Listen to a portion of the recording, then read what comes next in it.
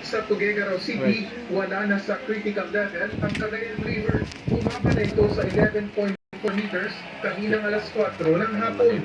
Humuhupa na rin ang baha sa ilang barangay, kaya nagsimula ng maglinis ang mga residente. Namahagi na rin ng relief goods ang city government. Pero sinuspende muna ni Mayor Myla Tingke ang pasok sa eskwelahan sa lahat ng antas, maging trabaho sa gobyerno, bukas hanggang sa Huwebes. Humuhupa na rin ang baha sa Cabagan, Delfin Albano, Tumawini, Santa Maria, Kawayan City at Santiago City sa lalawigan ng Isabela. Ang mga isolated na barangay sa Ilagan City napasok na matapos humupa ang baha. Kaya nakapamahagi na ng relief goods ang lokal na pamahalaan. Idineklara naman ni Mayor J. Diaz na special non-working holiday bukas para mabigyan ng pagkakataon ng mga residente na maglinis sa kanilang mga bahay. Puspusan din ang clearing operations sa mga lugar na apektado ng baha at landslide sa Nueva Vizcaya. Haris Julio, ABS-CBN. Repeat na. Humupa na ang baha sa malaking bahagi ng Binyan City sa Laguna.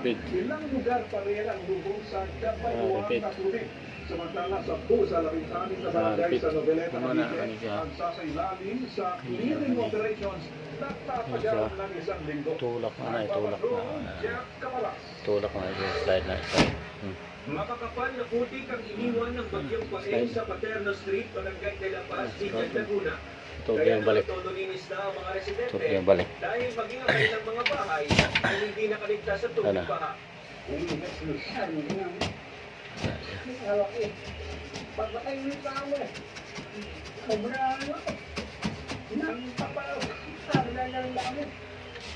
Alaki. Sabla ng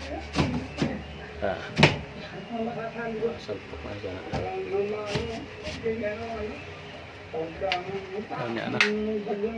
Sa Almeda hanggang Baywang pa rin ang baha at kailangan pang magbangka ng mga residente. Ang pamilya Crisol nakituloy muna sa ikalawang palapad ng kapitbahay. Pero wala pa muna. Isolation, butang ako muna. Wiring. Ayun, so. Alalian kay gamay mo para sa akong kwarto dako. Habang ang ilan, mas piniling manatili sa nalubog na bahay. Bakit hindi kayo lumilikas? Kung nasa school, wala nang mga pupwestuhan. Sa ngayon po talaga, sinisika po ng lokal na pamahalaan at ng barangay na makapagbigay po sana ng ayuda agad. Alam ko po ay naghahanda sila. Pero sa ngayon po, ang inuuna pa lang po ay yung nasa evacuation center. Isang naitalang